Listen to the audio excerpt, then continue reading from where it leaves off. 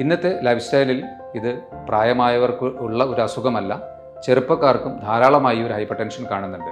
എന്നാൽ ഈ modifiable blood pressure തീർച്ചയായിട്ടും നിങ്ങൾ ശ്രദ്ധിക്കുകയാണെങ്കിൽ നിങ്ങൾക്കൊരു പക്ഷേ മരുന്നില്ലാതെ മുന്നോട്ട് പോകാൻ കഴിയും. നിങ്ങൾക്ക് ഈ ഒരു ഹൈപ്പർ ടെൻഷൻ മരുന്ന് കഴിക്കുന്നവർക്കും അഥവാ ചെറിയ രീതിയിൽ ഹൈപ്പർ ടെൻഷനുള്ള ഒരു ഗ്രൂപ്പ് ഓഫ് വ്യക്തികൾ മരുന്ന് കഴിക്കാതെ ഇതിനെ മാനേജ് ചെയ്യണം എന്ന് ആഗ്രഹിക്കുന്നവർക്കും വേണ്ടിയിട്ടുള്ളതാണ് ഈ വീഡിയോ. ഹലോ ഫ്രണ്ട്സ്, ഞാൻ ഡോക്ടർ അഭിരാം.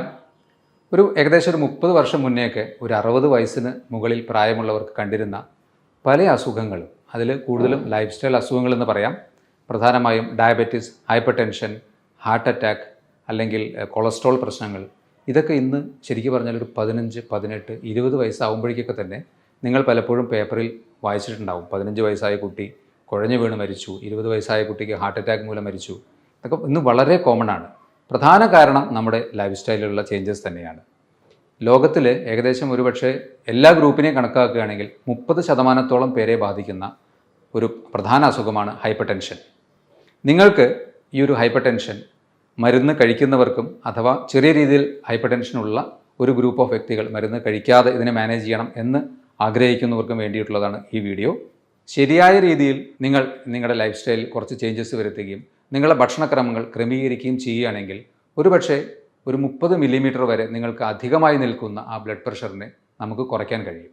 ഇന്നത്തെ ലൈഫ് സ്റ്റൈലിൽ ഇത് പ്രായമായവർക്ക് ഉള്ള ഒരു അസുഖമല്ല, ചെറുപ്പക്കാർക്കും ധാരാളമായി ഒരു ഹൈപ്പർ ടെൻഷൻ കാണുന്നുണ്ട്. 2 തരത്തിലാണ് നമുക്ക് ഈ ഒരു ഹൈപ്പർ ടെൻഷനെ പ്രാഥമികമായി ഡിഫൈൻ ചെയ്യാൻ പറ്റുന്നത്. ഒന്ന് പ്രൈമറി ഹൈപ്പർ ടെൻഷൻ അല്ലെങ്കിൽ എസെൻഷ്യൽ ഹൈപ്പർ ടെൻഷൻ എന്ന് പറയും. നമ്മുടെ ജീവിതത്തിൻ്റെ ഏതെങ്കിലും ഒരു ഘട്ടത്തിൽ പലതരം ഫാക്ടേഴ്സിനെ കൊണ്ട് ഇത് ഒഴിവാക്കാൻ പറ്റാത്ത ഒരു കാര്യമാണ്. ഏജ് റിലേറ്റഡ് ആയിട്ടൊക്കെ സാധാരണ ഏവർക്കും വരാവുന്ന ചെറിയൊരു പ്രഷർ വേരിയേഷൻ, ഇതാണ് പ്രൈമറി ഹൈപ്പർ ടെൻഷൻ അല്ലെങ്കിൽ എസെൻഷ്യൽ ഹൈപ്പർ ടെൻഷൻ. ഇനി സെക്കൻഡറി ഹൈപ്പർ ടെൻഷൻ എന്നുള്ളത് പെട്ടെന്ന് ഡെവലപ്പ് ചെയ്യുന്ന ഒരു ടൈപ്പ് ഓഫ് ബ്ലഡ് പ്രഷറാണ്, അധികമായ ബ്ലഡ് പ്രഷറാണ്. ഇത് മറ്റ് പല കോ എക്സിസ്റ്റിംഗ് അല്ലെങ്കിൽ ആ വ്യക്തിയിൽ തന്നെ മറ്റ് അസുഖങ്ങൾ നിൽക്കുമ്പോൾ വരാവുന്ന ഒരു പ്രശ്നമാണ്. ഉദാഹരണത്തിന് ഡയബറ്റീസ് ഒരു പ്രശ്നമാവാം, നിങ്ങളുടെ ആന്തരിക അവയവങ്ങൾക്കുള്ള ചില ട്യൂമേഴ്സ്, പ്രത്യേകിച്ച് അഡ്രിനൽ ഗ്ലാൻസിനുള്ള ട്യൂമേഴ്സ് പോലെയുള്ള അസുഖങ്ങൾ ഒരു കാരണമാവാം.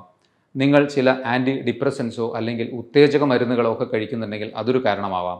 അതുപോലെ തന്നെ നിങ്ങളുടെ ശ്വാസകോശങ്ങൾക്കുള്ള പ്രശ്നമോ, പെയിൻ കില്ലേഴ്സ് കഴിക്കുന്ന ശീലമോ, മറ്റ് ഡീജനറേറ്റീവ് അസുഖങ്ങൾ, അതായത് നെർവ് റിലേറ്റഡ് ആയിട്ടുള്ള പ്രശ്നങ്ങളോ അല്ലെങ്കിൽ ഹാർട്ട് റിലേറ്റഡ് ആയിട്ടുള്ള ഡീജനറേറ്റീവ് പ്രശ്നങ്ങൾ ഉണ്ടെങ്കിലൊക്കെ തന്നെ പെട്ടെന്ന് നിങ്ങൾക്ക് ഒരു ഹൈപ്പർ ടെൻഷൻ ഡെവലപ്പ് ചെയ്യാനുള്ള സാധ്യതയുണ്ട്.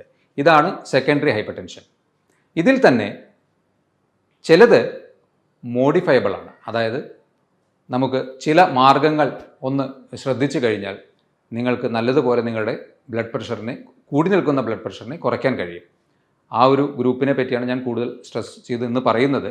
എന്നാൽ വേറൊരു ഗ്രൂപ്പ് നോൺ മോഡിഫയബിൾ ആണ്. പ്രത്യേകിച്ച് ഏജ് റിലേറ്റഡ് ആയിട്ടുള്ള ഒരു ഹൈപ്പർ ടെൻഷൻ ആണെങ്കിലോ അല്ലെങ്കിൽ ജെനറ്റിക് പ്രെഡിസ്പോസിഷൻ, നിങ്ങൾക്ക് ഫാമിലിയിലി അത്രയും ഒരു ടെൻഡൻസി ഉള്ള ഒരു വ്യക്തിയാണെങ്കിൽ അതിലൊക്കെ നമുക്ക് വ്യത്യാസം വരുത്താവുന്നതിന് ഒരു പരിധിയുണ്ട്. എന്നാൽ ഈ മോഡിഫയബിൾ ബ്ലഡ് പ്രഷർ തീർച്ചയായിട്ടും നിങ്ങൾ ശ്രദ്ധിക്കുകയാണെങ്കിൽ നിങ്ങൾക്കൊരു പക്ഷേ മരുന്നില്ലാതെ മുന്നോട്ട് പോകാൻ കഴിയും. ഒരു കാര്യം ആദ്യമേ പറയട്ടെ, നിങ്ങൾ ഓൾറെഡി ഹൈപ്പർ ടെൻഷന് വേണ്ടി മെഡിസിൻസ് കഴിച്ചുകൊണ്ടിരിക്കുന്ന ഒരു വ്യക്തിയാണെങ്കിൽ ഈ പറയുന്ന മാർഗ്ഗങ്ങൾ നിങ്ങൾ സ്വീകരിക്കാൻ തയ്യാറാണെങ്കിൽ, ശ്രമിച്ചു നോക്കുന്നുണ്ടെങ്കിൽ തീർച്ചയായും ഡോക്ടറുടെ നിർദ്ദേശത്തോടെ കൃത്യമായ മോണിറ്ററിങ്ങിലൂടെ വേണം ആ മരുന്ന് കുറയ്ക്കാനോ അല്ലെങ്കിൽ അതുപോലെയുള്ള കാര്യങ്ങളിലേക്ക് നീങ്ങാനോ. അത് തീർച്ചയായും ശ്രദ്ധിക്കണം. അല്ലാതെ നിങ്ങളുടെ ഇഷ്ടപ്രകാരം അത് നിർത്താൻ പാടില്ല. ഈ പറയുന്ന കാര്യങ്ങൾ കൃത്യമായി ചെയ്തു നോക്കുക. അതിൽ നിന്ന് നിങ്ങൾക്ക് തീർച്ചയായും കുറവ് കിട്ടും, അതുറപ്പാണ്. ആ കുറവ് കിട്ടുന്നതിനനുസരിച്ചിട്ട് ഡോക്ടറുടെ നിർദ്ദേശപ്രകാരം ബാക്കി പ്രൊസീജിയേഴ്സിലേക്ക് പോകാം. ഓക്കെ.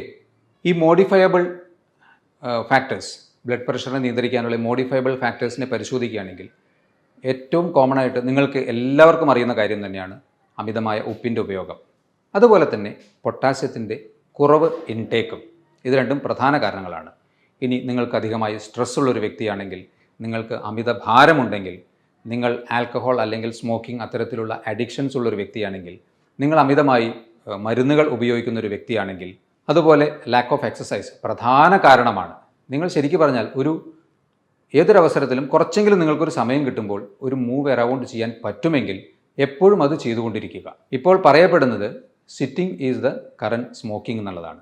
അധിക നേരം ഇരിക്കുന്നത് ഒരുപക്ഷെ സ്മോക്കിങ്ങിനേക്കാൾ കൂടുതൽ നിങ്ങൾക്ക് ദോഷം ചെയ്യുന്നു. ഇത് പലരും ആലോചിക്കാത്തൊരു കാര്യമാണ്. എല്ലാവരും റിലാക്സ്ഡ് ആയിട്ട് വീട്ടിൽ നിന്ന് നേരെ വണ്ടികളിൽ കയറുന്നു, ഓഫീസിൽ നിന്നും വീണ്ടും ചെയറിലിരിക്കുന്നു. ഈ ഒരു മോഡ് തീർച്ചയായിട്ടും മാറ്റണം. നിങ്ങൾക്ക് ഒരു 5-10 മിനിറ്റ് കിട്ടുമ്പോൾ കുറച്ചെങ്കിലും എഴുന്നേറ്റ് നടക്കാൻ നിങ്ങൾ തീർച്ചയായിട്ടും ശ്രദ്ധിക്കുക. ഇതൊക്കെയാണ് മോഡിഫയബിൾ അല്ലെങ്കിൽ നിങ്ങൾക്ക് വ്യത്യാസങ്ങൾ വരുത്തി ബ്ലഡ് പ്രഷർ കുറയ്ക്കാൻ സഹായിക്കുന്ന ഘടകങ്ങൾ. ഇനി അതിൻ്റെ ഡീറ്റെയിൽസിലേക്ക് പോകാം. എങ്ങനെ നിങ്ങൾക്ക് നിങ്ങളുടെ ബ്ലഡ് പ്രഷർ ഒരു 30 മില്ലിമീറ്റർ വരെ കുറയ്ക്കാൻ സഹായിക്കുമെന്ന് നോക്കാം. പ്രധാനമായി ഏതൊരു വ്യക്തിയും പ്രഷർ കൂടിയെന്നറിഞ്ഞാൽ ആദ്യം ചെയ്യുന്നത് ഉപ്പ് കുറയ്ക്കണം എന്നുള്ള ഒരു ചിന്ത മനസ്സിലേക്ക് വരുന്നു. ഡോക്ടറും അത് തന്നെ പറയുന്നു. ശരി തന്നെയാണ്. എന്നാൽ ആവറേജ് ഒരു വ്യക്തിക്ക് വേണ്ട സോഡിയത്തിൻ്റെ അളവ് ഏകദേശം 2 മുതൽ 2.5 ഗ്രാം വരെയാണ്. എന്നാൽ ഒരു ആവറേജ് ഇന്ത്യൻ കഴിക്കുന്ന സ്റ്റാറ്റിസ്റ്റിക്സ് പ്രകാരം കണ്ടുപിടിക്കപ്പെട്ടിട്ടുള്ളത് 8 മുതൽ 12 ഗ്രാം വരെ ഉപ്പാണ്. ഒന്ന് ആലോചിച്ച് നോക്കൂ, ഏകദേശം 4-5 ഇരട്ടിയാണ് നമ്മൾ കഴിക്കുന്നത്. അപ്പോൾ എല്ലാവരും വിചാരിക്കും, ഞാൻ ഡോക്ടർ പറഞ്ഞതുപോലെ കറികളെല്ലാം ഉപ്പ് കുറച്ചിട്ടുണ്ടല്ലോ, അല്ലെങ്കിൽ ഉപ്പ് ഉൾപ്പെട്ട ഡയറക്റ്റായിട്ടുള്ള മറ്റ് സ്നാക്സ് ഒന്നും കഴിക്കുന്നില്ലല്ലോ. ശരിയായിരിക്കാം. പക്ഷേ നിങ്ങൾ അറിയാതെ നിങ്ങളുടെ ശരീരത്തിനുള്ളിൽ ചെല്ലുന്ന ഉപ്പിൻ്റെ ചില സോഴ്സസ് ഞാൻ പറയാം. ഫോർ എക്സാമ്പിൾ, നിങ്ങൾ ഹൈപ്പർ ടെൻഷൻ മാത്രമേ ഉള്ളൂ, ഡയബറ്റീസ് ഇല്ലാത്തൊരു വ്യക്തിയാണെന്ന് വിചാരിക്കുക. നിങ്ങൾക്ക് തീർച്ചയായിട്ടും ബ്രെഡ് കഴിക്കാമല്ലോ. ബ്രേക്ക്ഫാസ്റ്റിന് നിങ്ങൾ 5-8 പീസ് ബ്രെഡ് കഴിച്ചു എന്ന് വിചാരിക്കുക. അതുപോലെ തന്നെ മറ്റൊരു അവസരത്തിൽ സ്നാക്സ് ആയിട്ട് ബിസ്ക്കറ്റോ അല്ലെങ്കിൽ പാക്കറ്റിൽ ഉൾപ്പെട്ട വലിയ ഉപ്പില്ല എന്ന് തോന്നുന്ന എന്തെങ്കിലും ഒരു സ്നാക്സ് നിങ്ങൾ കഴിച്ചു എന്ന് വിചാരിക്കുക. ഇതിൻ്റെയൊക്കെ പുറത്ത് എഴുതിയിരിക്കുന്ന ഇൻഗ്രീഡിയൻസ് നിങ്ങൾ എപ്പോഴെങ്കിലും വായിച്ചു നോക്കിയിട്ടുണ്ടോ? എല്ലാത്തിലും ഒരു ടേസ്റ്റ് മേക്കറായിട്ട് മെയിൻ ഇൻഗ്രീഡിയൻറ്റ് സോൾട്ട് തന്നെയാണ്. ഒരു ബ്രെഡ് പ്ലസ് അതിൻ്റെ കൂടെ ബട്ടർ കഴിച്ചു, അത് സോൾട്ടഡ് ബട്ടർ ആണെങ്കിൽ നിങ്ങളറിയാതെ അത്രയും ഉപ്പ് നിങ്ങളുടെ ഉള്ളിൽ ചെന്നു. നമ്മളൊരു പാർക്കിലോ അല്ലെങ്കിൽ ഈവനിങ് ഒരു ബീച്ചിലൊക്കെ പോകുമ്പോൾ വളരെ നിരുപദ്രവകരം എന്ന് കരുതുന്ന ഹൈപ്പർ ടെൻഷനുള്ള ഒരു വ്യക്തിക്കാണ് ഞാൻ പറയുന്നത്, നിലക്കടല വാങ്ങിക്കഴിക്കുന്നു. ആ ഉപ്പിൽ വറുത്തതുകൊണ്ട് മാത്രമാണ് അതിന് അത്രയും ടേസ്റ്റ്. ആ ഉപ്പ് നിങ്ങളുടെ ഉള്ളിൽ ചെല്ലുന്നു. ഇതുപോലെ പാക്കറ്റിൽ വരുന്ന എല്ലാ ഭക്ഷണങ്ങൾക്കും ഈ ഉപ്പ് ഒരു പ്രധാന ഘടകമാണ്. അതുപോലെ തന്നെ നിങ്ങൾ ഒരു ഹോസ്റ്റലിൽ താമസിക്കുന്ന വ്യക്തിയോ അല്ലെങ്കിൽ അത്യാവശ്യത്തിന് പുറമേ നിന്ന് ഭക്ഷണം ഹോട്ടലിൽ നിന്ന് വാങ്ങിക്കഴിക്കുന്ന ഒരു വ്യക്തിയാണെങ്കിൽ ഉറപ്പിച്ചോളൂ, നിങ്ങൾ വീട്ടിലിടുന്നതിൻ്റെ ഇരട്ടി ഉപ്പ് അതിലുണ്ടാവും. കാരണം ആ ഒരു ടേസ്റ്റിന് ആ ഒരു ഉപ്പ് മെയിൻ ഒരു ടേസ്റ്റ് മേക്കറാണ്. അതുകൊണ്ട് പുറമേ നിന്നുള്ള ഭക്ഷണം മാക്സിമം ഒഴിവാക്കുക. ഇത്തരത്തിൽ നിങ്ങൾ അറിയാതെ ഉള്ളിൽ ചെല്ലാൻ സാധ്യതയുള്ള ഉപ്പിൻ്റെ അളവ് മാക്സിമം കുറയ്ക്കുക. ഇതുപോലെ ആവറേജ് ഹൈപ്പർ ടെൻഷനുള്ള ഒരു വ്യക്തി ഏകദേശം 8 ഗ്രാമോളം ഉപ്പ് ഉള്ളിൽ ചെല്ലുന്നുണ്ട് എന്ന് കരുതുക. ആ വ്യക്തിക്ക് 1 ഗ്രാം ഉപ്പ് കുറയ്ക്കാനായാൽ ബ്ലഡ് പ്രഷർ 5 മില്ലിമീറ്ററോളം കുറയും. അതാണ് അതിൻ്റെ യാഥാർത്ഥ്യം. അപ്പോൾ അതുകൊണ്ട് ഉപ്പ് നിങ്ങൾ മാക്സിമം ഇത്തരത്തിലുള്ള സോഴ്സുകളിൽ നിന്ന് മാക്സിമം കുറയ്ക്കാൻ ശ്രമിക്കുക. ഇതിൻ്റെ കൂടെ ഉപ്പിനെ കൗണ്ടർ ചെയ്യുന്ന വേറൊരു എലമെൻ്റാണ് പൊട്ടാസ്യം. ഇത് ശരിക്കും ഒരു വ്യക്തിക്ക് പെർ ഡേ വേണ്ടത് 4 മുതൽ 4.5 ഗ്രാമാണ്. എന്നാൽ നമ്മൾ ഏതൊരു വ്യക്തിയും പൊട്ടാസ്യം കഴിക്കുന്നത് വളരെ കുറവും ഉപ്പ് കഴിക്കുന്നത് വളരെ കൂടുതലുമാണ്. പൊട്ടാസ്യത്തിൻ്റെ മാക്സിമം ഇൻടേക്ക് ഒരു ആവറേജ് സ്റ്റാറ്റിസ്റ്റിക്സിൽ 1-2 ഗ്രാമാണ്. അപ്പോൾ നിങ്ങൾ പൊട്ടാസ്യത്തിൻ്റെ അളവ് കൂട്ടുക. അതിന് ഏറ്റവും സിംപിളസ്റ്റ് ആയിട്ടുള്ള ഒരു സോഴ്സ് നേന്ത്രപ്പഴം കഴിക്കുക എന്നുള്ളതാണ്.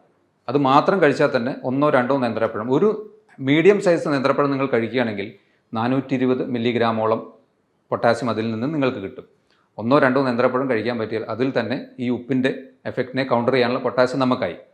അങ്ങനെ ചെയ്യുകയാണെങ്കിൽ നിങ്ങൾക്ക് വീണ്ടും 4-5 മില്ലിമീറ്റർ മെർക്കുറി ഓഫ് പ്രഷർ കുറയ്ക്കാൻ കഴിയും.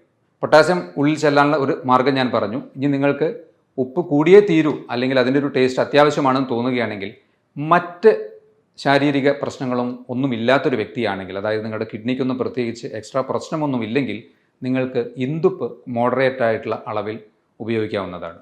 ഇന്ദുപ്പ് പൊട്ടാസ്യം ക്ലോറൈഡാണ്. അതൊരു മോഡറേറ്റ് ആയിട്ടുള്ള ലെവലിൽ നിങ്ങൾക്ക് ഇന്ദുപ്പ് ഈ സോഡിയം ക്ലോറൈഡിന് പകരം സബ്സ്റ്റിറ്റ്യൂട്ട് ചെയ്യാം. അപ്പോൾ ആ ഉപ്പിൻ്റെ ടേസ്റ്റ് അത്യാവശ്യം കിട്ടുകയും ചെയ്യും. അതുപോലെ സോഡിയത്തിൻ്റെ സൈഡ് എഫക്ട്സ് അല്ലെങ്കിൽ ബാഡ് എഫക്ട്സ് ഉണ്ടാവുകയുമില്ല. പക്ഷേ നിങ്ങൾ ഓർമ്മിക്കണം, മറ്റ് അസുഖങ്ങളും ഒന്നും ഇല്ലാത്തൊരു വ്യക്തിക്ക് മാത്രമേ അത് ഉപയോഗിക്കാൻ പാടുള്ളൂ. ഇനി ഹൈപ്പർ ടെൻഷന് ഇന്ന് ഏറ്റവും പ്രചാരത്തിലുള്ള ഒരു ഡയറ്റാണ് ഡാഷ് ഡയറ്റ് എന്നുള്ളത്. ഡാഷ് ഡയറ്റ് എന്നാൽ dietary approach to stop hypertension എന്നുള്ളതാണ്. ഈ ഡയറ്റിൽ വളരെ സിമ്പിളായിട്ടുള്ള നിങ്ങൾക്ക് ചെയ്യാവുന്ന കാര്യങ്ങളാണ്: ഫൈബർ കൂടിയ ഭക്ഷണങ്ങൾ കൂടുതൽ ഉൾപ്പെടുത്തുക, നാരുകൾ അടങ്ങിയ ഭക്ഷണങ്ങൾ കൂടുതൽ ഉൾപ്പെടുത്തുക, ഫ്രൂട്ട്സ് ആൻഡ് വെജിറ്റബിൾസ് കൂടുതൽ ഉൾപ്പെടുത്തുക, അനിമൽ പ്രോട്ടീൻ മാക്സിമം കുറയ്ക്കുക, പ്രത്യേകിച്ച് ഫ്രൈഡ് പ്രോട്ടീൻ. ലീൻ പ്രോട്ടീൻ പിന്നെയും കുറച്ച് ഓക്കെയാണ്, അതായത് ഗ്രിൽഡ് ആയിട്ടുള്ള പ്രോട്ടീൻ കുറച്ചും കൂടി ഓക്കെയാണ്. Fried protein, animal protein maximum avoid ചെയ്യുക. പ്ലാന്റ് പ്രോട്ടീൻ കൂടുതലായിട്ട് ഉൾപ്പെടുത്തുക. റെഗുലർ ആയിട്ടുള്ള എക്സസൈസ് ഉൾപ്പെടുത്തുക. അതുപോലെ തന്നെ കൃത്യമായ ഉറക്കം, സ്ട്രെസ്സ് കുറയ്ക്കാനുള്ള മാർഗ്ഗങ്ങൾ. ഇതാണ് ഒരു ഓവറാൾ ഡാഷ് ഡയറ്റിനെ പറ്റി നോക്കുകയാണെങ്കിൽ നമുക്ക് കിട്ടുന്ന ഒരു പിക്ചർ. അപ്പോൾ ഈ രീതിയിൽ നിങ്ങൾക്ക് പ്രാക്ടീസ് ചെയ്യാൻ പറ്റുകയാണെങ്കിൽ വീണ്ടും നിങ്ങൾക്ക് നല്ല രീതിയിൽ നിങ്ങളുടെ ഹൈപ്പർ ടെൻഷനെ കുറയ്ക്കാൻ പറ്റും.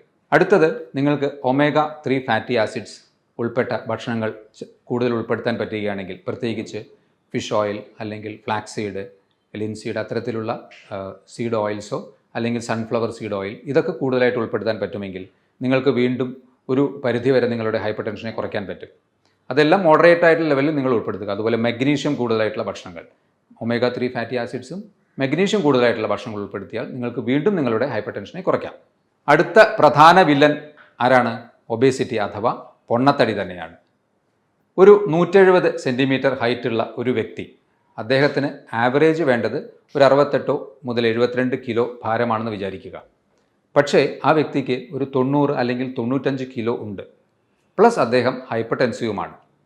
തീർച്ചയായിട്ടും ഹൈപ്പർ ടെൻഷൻ വരാനുള്ള സാധ്യത എത്രയോ കൂടുതലാണ് ഭാരം കൂടുന്നതിനനുസരിച്ചിട്ട്. ഈ 95 കിലോ ഉള്ള ഒരു വ്യക്തി ആവറേജ് 72 കിലോ ആണ് വേണ്ടതെങ്കിൽ 1 കിലോ വെയിറ്റ് കുറയ്ക്കാൻ പറ്റുകയാണെങ്കിൽ ഏകദേശം 1 മില്ലിമീറ്ററോളം ഹൈപ്പർ ടെൻഷൻ നിങ്ങൾക്ക് കുറയ്ക്കാം. ഒരു 10 കിലോ കുറയ്ക്കാൻ പറ്റുകയാണെങ്കിൽ ഒരു 180ലാണ് നിങ്ങളുടെ പ്രഷർ നിൽക്കുന്നതെങ്കിൽ അത് 170ലേക്ക് എത്തിക്കാം. വീണ്ടും ഒരു 10 കിലോ കുറയ്ക്കുകയാണെങ്കിൽ വീണ്ടും ഒരു 170ലേക്ക് എത്തിക്കാം. വളരെ സിമ്പിളായിട്ടുള്ള മെത്തേഡാണ്. ഒന്ന് നിങ്ങളുടെ മനസ്സ് മാത്രം മതി അതിൽ. ഈ തടി കുറയ്ക്കാൻ വേണ്ടിയിട്ടുള്ള കുറച്ച് മാർഗ്ഗങ്ങൾ അവലംബിച്ചാൽ ഹൈപ്പർ ടെൻഷൻ നല്ലതുപോലെ കുറയും എന്നാണ് പഠനങ്ങൾ പറയുന്നത്. അടുത്തത്, ഇന്നത്തെ ഒരു ഫാസ്റ്റ് ലൈഫിൽ ഒട്ടുമിക്ക പേർക്കും പറ്റാത്ത ഒരു കാര്യമാണ് എക്സസൈസ്. റെഗുലറായിട്ടുള്ള എക്സസൈസ് നിങ്ങൾക്ക് ചെയ്യാൻ പറ്റുകയാണെങ്കിൽ മിനിമം 30 മിനിറ്റ്സ് പെർ ഡേ അല്ലെങ്കിൽ ഓൾട്ടർനേറ്റ് ഡേയ്സിൽ ഒരു 40 മിനിറ്റ്സ് എങ്കിലും നിങ്ങൾക്ക് ഒരു മോഡറേറ്റ് ടു സിവിയർ അല്ലെങ്കിൽ വിഗറസ് എക്സസൈസ് ചെയ്യാൻ പറ്റുമെങ്കിൽ നല്ലതുപോലെ ഹൈപ്പർ ടെൻഷനെ കുറയ്ക്കാൻ പറ്റും. പക്ഷേ എപ്പോഴാണോ നമ്മൾ അത്തരത്തിലുള്ളൊരു എക്സസൈസ് ചെയ്യുമ്പോൾ നിങ്ങൾക്ക് എന്തെങ്കിലും ഒരു അസ്വാസ്ഥ്യം തോന്നുന്നത് ആ സ്റ്റേജിൽ വെച്ച് അത് നിർത്തുക. പിന്നീട് അത് കണ്ടിന്യൂ ചെയ്ത് കുറയ്ക്കാൻ വേണ്ടി ശ്രമിക്കരുത്. കാരണം നമ്മുടെ ആന്തരിക അവയവങ്ങളുടെ ഒരു അവസ്ഥ നമുക്കറിയില്ല പലപ്പോഴും, പ്രത്യേകിച്ച് ഹാർട്ടിൻ്റെയൊക്കെ. ചിലപ്പോൾ അമിതമായ പ്രഷർ അല്ലെങ്കിൽ ഒരു സ്ട്രെസ് ഹാർട്ടിന് വരുമ്പോൾ ചിലപ്പോൾ അത് കൈവിട്ട് പോയേക്കാം. അതുകൊണ്ട് നോക്കി മെല്ലെ മെല്ലെ ഒരു 10 മിനിറ്റ് 20 മിനിറ്റ് കൂട്ടി കൊണ്ടുവന്ന് അരമണിക്കൂർ ആവറേജ് നിങ്ങൾക്ക് എക്സസൈസ് ചെയ്യാൻ പറ്റുമെങ്കിൽ നിങ്ങൾ വെറുതെ നടന്നാലും മതി. സിമ്പിളായിട്ടുള്ള നടത്തമോ അല്ലെങ്കിൽ മറ്റ് ജോഗിങ് പോലെയുള്ളതോ അല്ലെങ്കിൽ യോഗ പോലെയുള്ള പ്രാക്ടീസസോ ഇതൊക്കെ നിങ്ങൾക്ക് പ്രാക്ടീസ് ചെയ്യാം. ആവറേജ് ഒരു 30 മിനിറ്റ്സ് നിങ്ങൾക്ക് ഇതിനു വേണ്ടി റെഗുലറായിട്ട് നീക്കി വയ്ക്കാൻ പറ്റുമെങ്കിൽ തീർച്ചയായും നിങ്ങളുടെ ബ്ലഡ് പ്രഷർ അധികമായി നിൽക്കുന്നത് നല്ലതുപോലെ കുറയും. കൃത്യമായ ഉറക്കം, എല്ലാ അവയവങ്ങൾക്കും ഒരു റിലാക്സേഷൻ ഇൻക്ലൂഡിങ് മൈൻഡിന് കിട്ടാൻ വേണ്ടി ആവറേജ് ഒരു 7 മുതൽ 8 മണിക്കൂർ കൃത്യമായിട്ടുള്ള ഉറക്കം നിങ്ങൾക്ക് കിട്ടണം. രാത്രി നിങ്ങൾക്ക് ഉറങ്ങാൻ കുറച്ച് സമയം കുറവുണ്ടെങ്കിൽ അത് പകൽ കുറച്ച് സമയമെങ്കിലും ഉറങ്ങി അതിനെ കോമ്പൻസേറ്റ് ചെയ്യുക. അത് കൃത്യമായ ഉറക്കം കിട്ടിയാലും ഹൈപ്പർ ടെൻഷൻ കുറയും. അഡിക്ഷൻസ് എന്തോ ആയിക്കോട്ടെ, ചായ, കാപ്പി, ആൽക്കഹോൾ, സ്മോക്കിംഗ്, ഏതൊന്നും നിങ്ങൾ ഒരു അഡിക്ഷൻ്റെ സ്റ്റേജിലേക്ക് പോയിട്ടുണ്ടെങ്കിൽ അതിനെ കംപ്ലീറ്റ് കട്ട് ചെയ്യുക. സംശയമേ വേണ്ട, നമുക്ക് നമ്മുടെ ഹെൽത്ത് തന്നെയാണ് പ്രധാനം, അല്ലാതെ ആ സ്മോക്കിങ്ങിലൂടെ കിട്ടുന്ന ഒരു ടേസ്റ്റ് അല്ല എന്ന് ഒരു ഓർമ്മ ഉണ്ടെങ്കിൽ തീർച്ചയായും ഇന്നു മുതൽ തന്നെ നിങ്ങൾ അഡിക്ഷൻസ് എന്തുണ്ടെങ്കിലും അത് കട്ട് ചെയ്യുക. നല്ലതുപോലെ നിങ്ങളുടെ ഹൈപ്പർ ടെൻഷൻ കുറയും. ഹൈപ്പർ ടെൻഷൻ്റെ ഒരു പ്രധാന കാരണമായി പറയുന്നത് സ്ട്രെസ്സ് തന്നെയാണല്ലോ. അപ്പോൾ ആ സ്ട്രെസ്സ് കുറയ്ക്കാൻ കുറച്ച് സമയം നിങ്ങൾ എക്സസൈസ് ഒരു നല്ല മാർഗ്ഗമാണ്. ഫിസിക്കലി റിലാക്സ്ഡ് ആകുമ്പോൾ മൈൻഡ് ഓട്ടോമാറ്റിക്കലി നല്ലതുപോലെ റിലാക്സ്ഡ് ആവും. അതുപോലെ തന്നെ യോഗ അല്ലെങ്കിൽ മെഡിറ്റേഷൻ പോലെയുള്ള സിമ്പിൾ ടെക്നിക്സ് പ്രാക്ടീസ് ചെയ്താലും നിങ്ങൾക്ക് സ്ട്രെസ്സ് കുറയ്ക്കാൻ പറ്റും. ഈ ഒരു കാര്യം മറക്കാതെ അപ്പോൾ അതും ചെയ്യുക. ഇനി അതുപോലെ തന്നെ ഭക്ഷണത്തിൽ ജങ്ക് ഫുഡ്, നേരത്തെ പറഞ്ഞു തന്നെയാണ് ജങ്ക് ഫുഡ്. അതിൽ എടുത്തു പറയുന്ന കാര്യങ്ങൾ, ഒന്ന് ചായ, കാപ്പി, റിഫൈൻഡ് ഷുഗർ ഉൾപ്പെട്ട ഭക്ഷണങ്ങൾ, ഇത് മാക്സിമം കട്ട് ചെയ്യുക. അതുപോലെ തന്നെ ഫ്രൂട്ട്സ് ആൻഡ് വെജിറ്റബിൾസ് മാക്സിമം ഉൾപ്പെടുത്തുക. വെള്ളം നല്ലതുപോലെ കുടിക്കുക. ഫ്രീക്വൻറ്റ് ഇൻ്റർവെൽസിൽ മറക്കാതെ വെള്ളം കുടിച്ചുകൊണ്ടിരിക്കുക. ഇത്രയും കാര്യങ്ങൾ ജനറലായിട്ട് ചെയ്തു കഴിഞ്ഞാൽ ഉറപ്പാണ് നിങ്ങളുടെ ബ്ലഡ് പ്രഷർ ഏകദേശം ഒരു 20 മുതൽ 30 മില്ലിമീറ്റർ വരെ കുറയുമെന്നുള്ളത്. കൂടി നിൽക്കുന്നൊരു വ്യക്തിക്ക് ഇത് പരീക്ഷിച്ച് നോക്കാവുന്നതാണ്, തീർച്ചയായിട്ടും കുറയും. ഹൈപ്പർ ടെൻഷനുള്ള ഒട്ടനവധി വ്യക്തികൾക്ക് ഇത്രയും ഇൻഫർമേഷൻസ് തീർച്ചയായും യൂസ്ഫുൾ ആയിരിക്കും. ഇതുപോലെ മറ്റൊരു ഹെൽത്ത് ടോപ്പിക്കുമായി വീണ്ടും കാണാം. ബൈ.